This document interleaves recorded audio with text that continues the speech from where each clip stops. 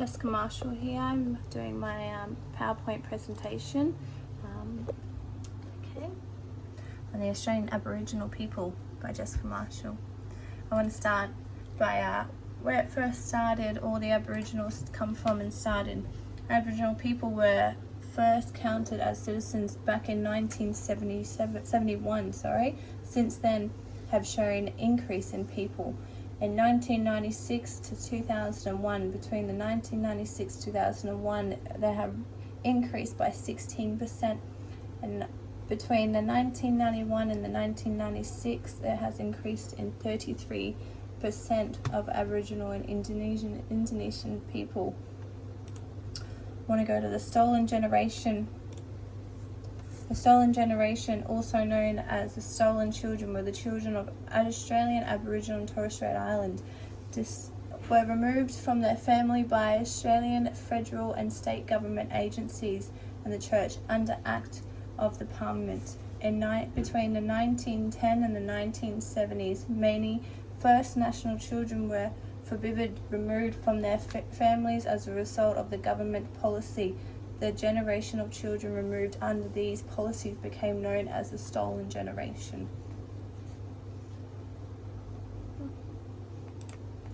This impact of the stolen generation had an impact on people who were removed as children, parents and families. All three of these groups experienced high rates of depression, anxiety, post-traumatic stress, and suicidal and poor hygiene. The stolen generation survives. Their family have experienced greater disadvantage than both non-Indigenous Australians and other First National people who were not removed. Aboriginal spiritual beliefs is what I want to speak about next. The Aboriginal spirituality. Aboriginal spirituality is defined as the core of Aboriginal being, their very own identity. It gives meaning to all aspects of life, including relationships with one another and the environment. All objects are living and share the same soul and spirit of Aboriginal. There is a kinship with the environment. The way that Aboriginals express their spirituality is very different compared to Australians or Chinese people or any other cultural. So I want to speak a little bit about expressing their spirituality. Aboriginal people express and identify with the spirituality in different ways. These include painting, storytelling, community gatherings, dance, songs, dreams, and designs. So many Aboriginals in New South Wales actually put like chalk on their forehead and then the top of their palms and their chest, and then they're open to receive information. That's how they gather, and that's how what they believe happens. And other New South Wales Aboriginal people pick up petals or earth, throwing it into the air, saying, "I am John. I'm in your country. Please welcome me." So that's how other groups of Aboriginals do. In Perth regions, rubbing soil into their armpits so that it would take on their smell. The soil was released back to the land.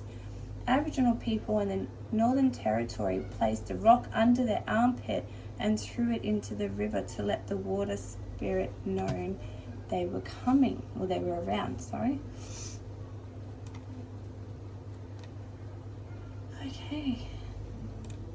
The impact of the British colon. Aboriginal Indigenous culture is not continued in the outback if it wasn't for the British colony. The present would definitely be a little different today, meaning there is about 35% Aboriginal lives in the major cities and 44 in the regional towns and 21 in the remote areas. Alcohol and high rates of social assistance is needed. They'd have poor education, emotional health, and poverty and low income. So this is definitely where it started, but still to this day I believe that these things still need, they need help in the Aboriginal society.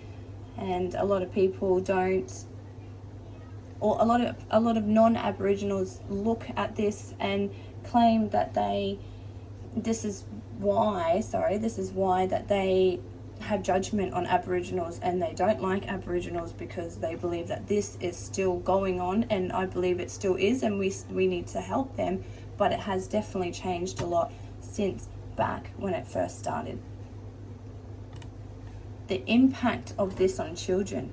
There are many physical and sexual abuse while living in the state care or in their families. Efforts to make stolen children regret their culture often created a sense of shame about being an Indigenous heritage.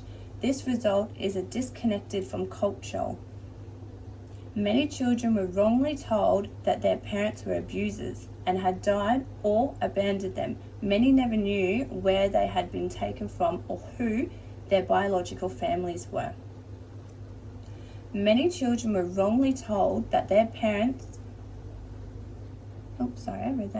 living conditions were highly controlled, and children were frequently punished harshly, were cold and hungry, and received minimum, if any, affection.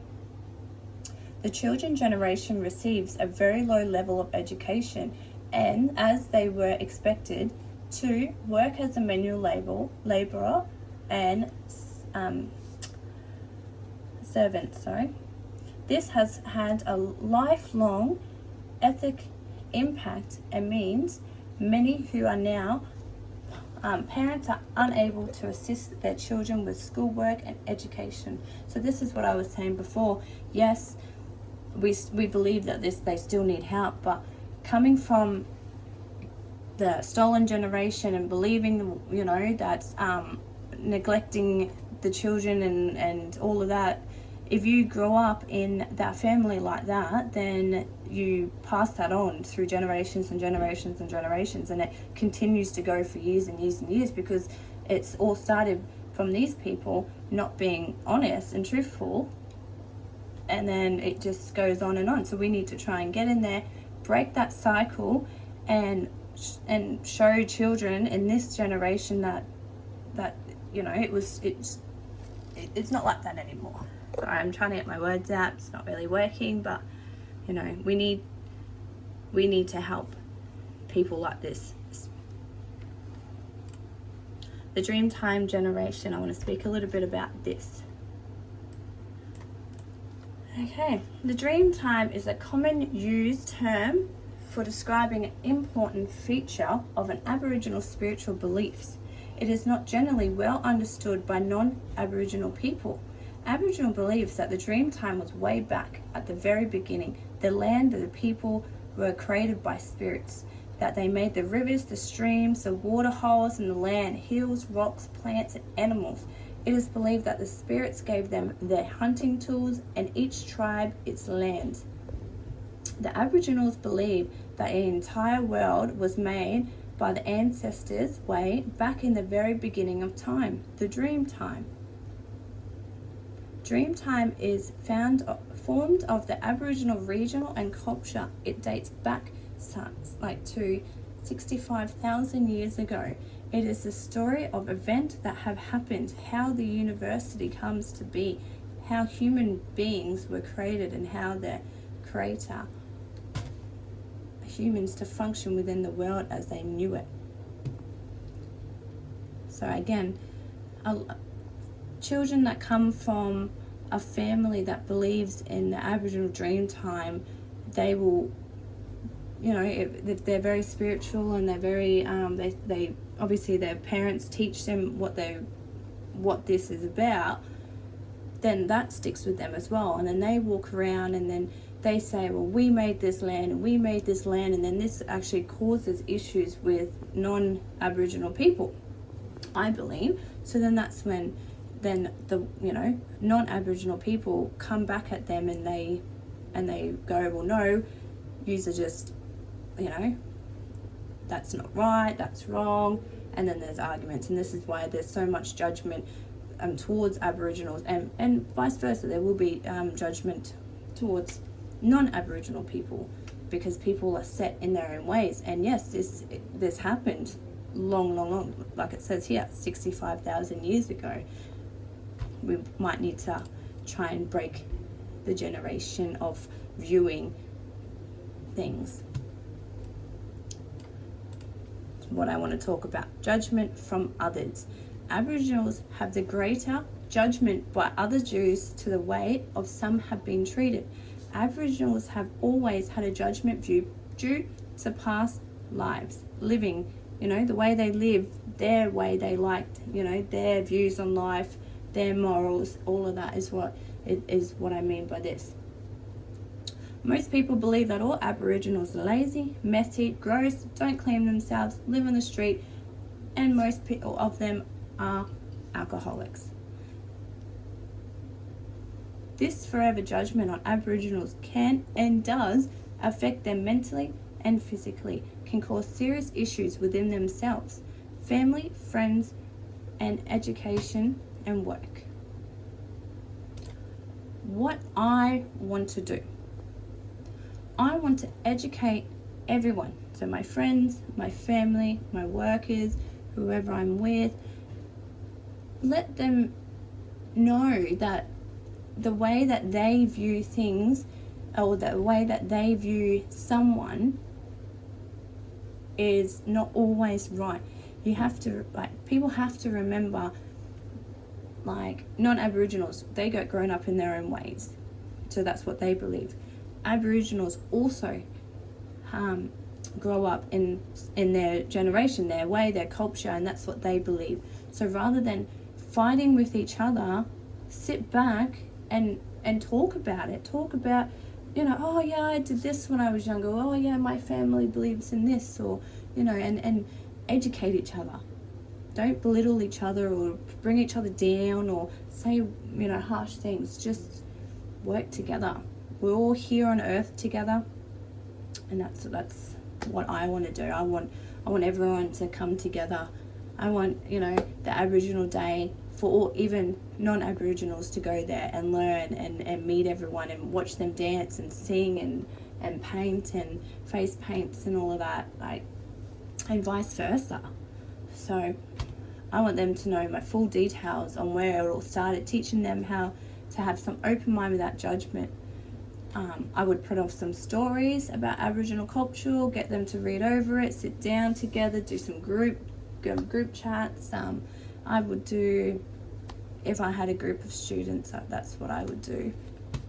Definitely go with them and take them somewhere so we can learn some more from an actual original Aboriginal Torres Strait Islander. That I'm talking, pretty much what I just said now is elevating my program. So I would let everyone talk together, have a warm, safe space. I would sit down, have, just let everyone know that we are all still people. We just brought up differently. That's it. My beliefs: working with all diversity groups, remembering that even though I want to help everyone and get them the best care I can, that I also have a duty of privacy.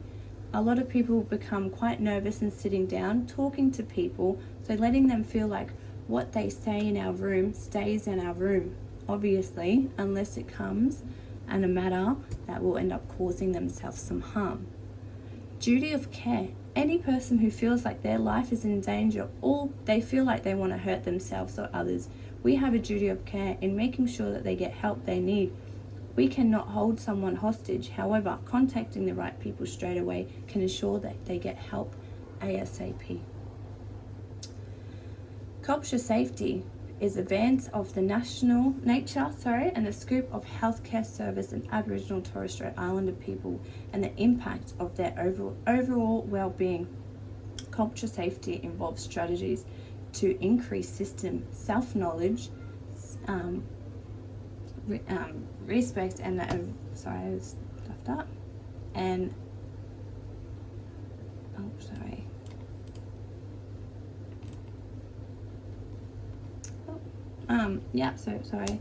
so we need a healthcare system. Aboriginals have heaps of healthcare system. I mean, there's a lot of people on board to help any culture, but mainly Aboriginal and Torres Strait Island.